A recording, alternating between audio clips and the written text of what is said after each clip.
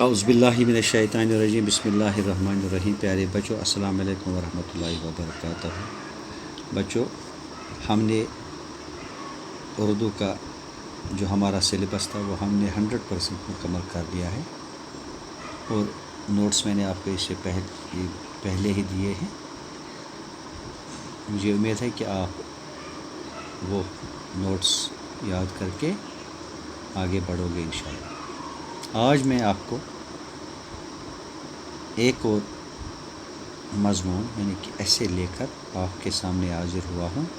ہمارا جو آج کا مضمون ہے اس کا عنوان ہے میری زندگی کا مقصد، جس کو ہم انگلش میں کہتے ہیں مائی ایم ان لائف۔ زندگی بغیر مقصد کے ایک ایسی کشتی کی طرح ہے جس کا کوئی ملاح نہیں ہوتا، یا ایک ایسی ریل گاڑی کی طرح ہے جس کا کوئی انجن نہیں۔ ہر انسان کی زندگی کا کوئی نہ کوئی مقصد ضرور ہونا چاہیے، یہاں تک کہ ایک طالب علم کا بھی زندگی کا کوئی مقصد سامنے رکھ کر پڑھائی جاری رکھنی چاہیے۔ وہ زندگی میں جو کچھ کرنا چاہتا ہے اس سے چاہے کہ پہلے ہی وہ اس کا فیصلہ کرے اور اپنے مقصد کا تعین کرے۔ سامنے کوئی مقصد ہو تو انسان اسے حاصل کرنے کی دل و جان سے کوشش کرتا ہے۔ زندگی کے مقصد کے بغیر بے سود ہے۔ مختلف لوگوں کے مختلف مقاصد ہوتے ہیں۔ کچھ لوگ ڈاکٹر یا انجینئر بننا چاہتے ہیں، کچھ لوگ تجارت کا پیشہ اختیار کرنا چاہتے ہیں، وہ شہرت اور دولت حاصل کرنا چاہتے ہیں۔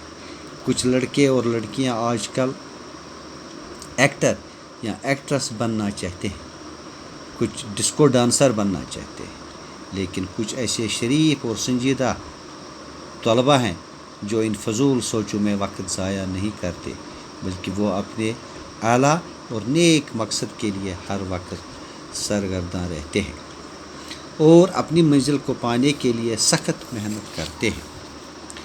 میری زندگی کا مقصد یہ نہیں کہ میں صرف شہرت اور دولت جمع کر سکوں، بلکہ میں اپنے ملک کا اچھا شہری بن کر ملک و قوم کی خدمت کرنا چاہتا ہوں۔ میں ایک محنتی اور بہترین استاد بننا چاہتا ہوں۔ میں ایک خاص جذبے کے تحت یہ پیشہ اختیار کرنا چاہتا ہوں اور کافی علم حاصل کر کے اسے اپنے شاگردوں میں بانٹنا چاہتا ہوں۔ استاد بن کر روپیہ کمانا میرا مقصد نہیں ہے۔ میں کمزور اور غریب طلباء کو مفت ٹیوشن کرایا کروں۔ میں انہیں اچھے اور نیک طلباء بناؤں گا تاکہ وہ ملک اور قوم کی خدمت کر سکیں۔ میں ان میں انسانی خدمت کا جذبہ پیدا کرنا چاہتا ہوں۔ میں انہیں ایسی تربیت دوں گا کہ وہ اپنی ذمہ داریوں کو سمجھ سکیں اور سنبھال سکیں۔ میں ان میں سماجی خدمت کا جذبہ پیدا کروں گا۔ میں اپنے طلباء کے لیے ایک صلاح کار دوست اور رہبر کی حیثیت سے کام کروں گا۔ میں سقراط، ڈاکٹر رادھا کرشن اور ڈاکٹر ذاکر حسین کے نقش قدم پر چلوں گا، جنہوں نے اپنے ملک کے لیے اعزازات حاصل کی۔ میری یہی کوشش ہوگی کہ طلباء میں اپنے ملک اور اپنے ذاتی زندگی کے تئیں ایمانداری اور وفاداری کا جذبہ پیدا ہو جائے۔ میری خدا سے یہی دعا ہے کہ میں اپنے نیک مقصد میں کامیاب ہو جاؤں۔ بچوں، اب ہم اور ایک موضوع پر آتے ہیں۔ وہ موضوع ہے میرا پسندیدہ استاد۔ ایک بہترین استاد جنت کا باشندہ نہیں ہوتا، بلکہ وہ اسی سرزمین سے تعلق رکھتا ہے، لیکن اس کے کردار کی خوبیاں اسے عام انسانی سطح سے بلند کرتی ہیں۔ وہ اپنے طلباء کے لیے ایک دوست، ایک فلسفی اور ایک رہبر کی حیثیت رکھتا ہے۔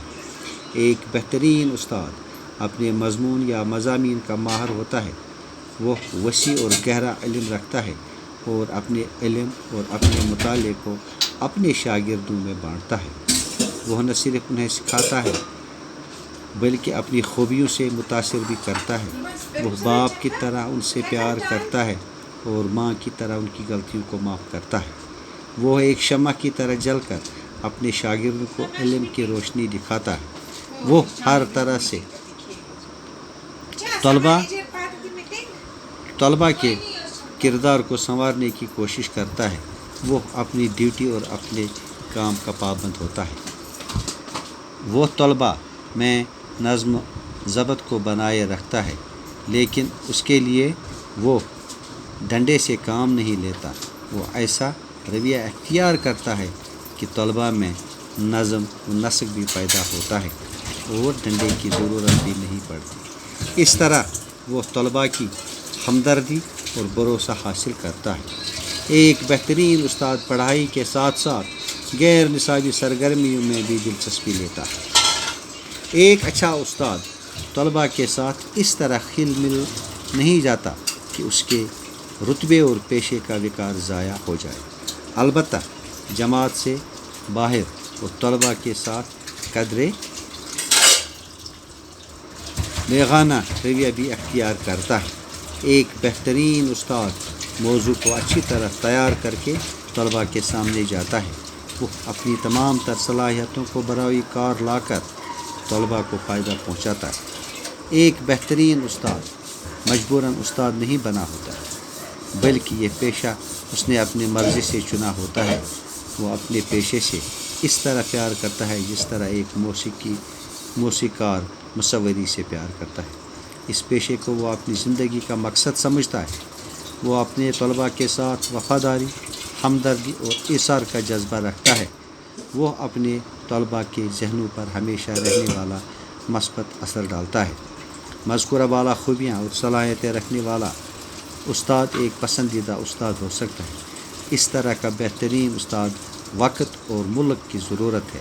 ملک کو اس قدر کسی اور چیز کی ضرورت نہیں ہے جتنی کہ ایک بہترین اور ایماندار استاد کی ضرورت ہے۔ بچوں، یہ تھا میرا پسندیدہ استاد۔ آج کے لیے اتنا ہی۔ کل میں انشاءاللہ اور ایک موضوع لے کر آپ کے سامنے حاضر ہو جاؤں گا۔